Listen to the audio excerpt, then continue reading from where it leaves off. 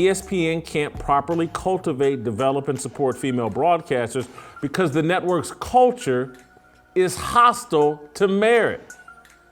The animus to merit took root in 1996 when Disney purchased ESPN, and it blossomed during John Skipper's 2012 to 2018 reign as company president. Skipper oversaw the final transition of ESPN culture from reflecting the values of the sports world to reflecting the values of the Hollywood entertainment industry. Sports reward merit and authenticity. Hollywood rewards scripted diversity and outcomes and the casting couch. Nothing has damaged sports more than Disney's acquisition of the worldwide leader in sports. It's why competition has been de-emphasized and narrative has been prioritized.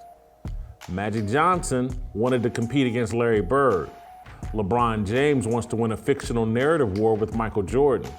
Competition left the courts and moved to TV debate studios where broadcasters and jocks cast themselves as groupies and superfans for a particular athlete, team, or city. Beta males now dominate sports media. They cry on air. They feign offense to every slight. They mask their intellectual deficiencies and lack of courage with claims of racism. They're as passive-aggressive as teenage girls. They're slaves to the matriarchy. The weakness and emasculation of men explain the backlash to Malika Andrews. She would have never called into First Take to scold Stephen A. Smith if Smith hadn't surrendered his mind to ESPN's matriarchal culture. Smith irked Andrews because he complained the Celtics did not reveal and discipline the woman or women involved in a sexual relationship with Udoka. Smith believes in equality. He thinks the Celtics should hold a six-figure, behind-the-scenes female employee to the same standard as a male, multi-million-dollar, front-facing leader. Kendrick Perkins, another ESPN talking head, argued the same thing on Andrews' show. Watch for yourself. This relationship, one of these relationships that was had with Ime Udoka and one of these women, it was consensual, meaning that this woman actually played a part in it too. So my thing is, yes, Ime Udoka was wrong. We get that. His punishment, he deserved that, and whatever else follows, I hate it for him, but he put himself in this position. But why are the other people getting left off the hook? Well, that's the problem that I have right now. Everybody got to be held accountable.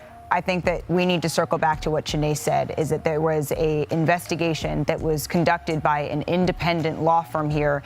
And I think that transparency is what will rule the day here. And so without having all of the information, it is unfair and irresponsible of us to go and to speculate on that, because what we have to... Well, I'm not speculating. Sure. I have the information. I'm not speculating. But what we have to go with here is the fact that an independent law firm came in, did this investigation, and the facts that they were presented, they came to the conclusion that Ime Udoka violated a policy that warranted a 1-year suspension. And I share your frustration with the lack of transparency, while understanding that there is some things that they need to, from a legal perspective, keep private. But knowing all of that, understanding all of that, we have to come to the conclusion that whatever rule, the conduct that was broken on one side, it is not the same on the other side. I thank you for your perspective.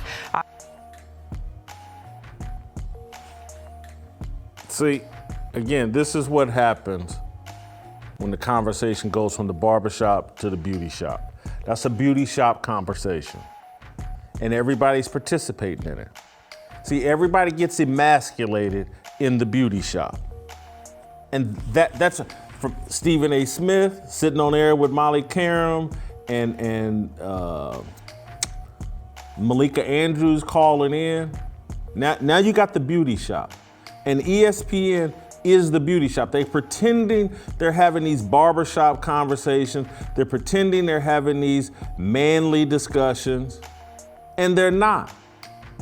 It's all the beauty shop. I somewhat feel sorry for these guys. because they don't know what they don't know. And I come on here all the time and people get upset with me. Why are you so hard on these guys? Why are you so critical? It's because I'm looking at grown men get their balls cut off and they don't even know it. I like Kendrick Perkins. Stephen A. Smith won't believe it, but I like Stephen A. Smith. They're well-intentioned, but they don't know what they don't know. Malika Andrews, I'm sure, is a fine person to some people. She's an elite. That kind of, bothers me or off-putting to me. But I'm sure there are people that will swear by her. But she don't know what she don't know. And she's living in that emasculated culture that ESPN has created, that matriarchal culture where she is queen bee and she rules everything. And that's why she's going to call Stephen A. Smith's show and talk in a condescending fashion to him. Give Stephen A. credit for pushing back. But Stephen A. started this because he doesn't have a manly mindset. He took that $13 million from ESPN, and there are many of y'all that I would too. I'd cut my balls off and go play that role too for $13 million. That's you. I wouldn't. And I know that's easy for me to say, but trust me, I've been in that position a lot more than any of you that's sitting here criticizing me. I'm good. I'm gonna do things my way, say what I believe. I'm gonna stick to my values. These guys are surrendering their values. They don't even know that they're their values. They should be their values, but they're surrendering them. They're giving up their manhood. They don't have a legitimate man's position. They've sacrificed their masculinity. They've sacrificed their role in this society. And that's why they can't understand what the Boston Celtics have done here. They can't understand why we're not at the top of the list, I'm talking about black men, when it comes to leadership positions. We're not at the top of the food chain and at the top of the selection process because we've given ourselves over to the matriarchal culture. Why choose us when they can have her?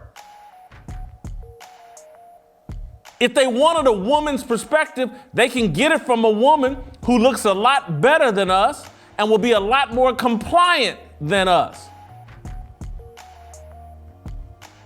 So enjoy the money, but they've cut your balls off. Your entire perspective is not manly, and I'm going to criticize it at every turn because it sickens me.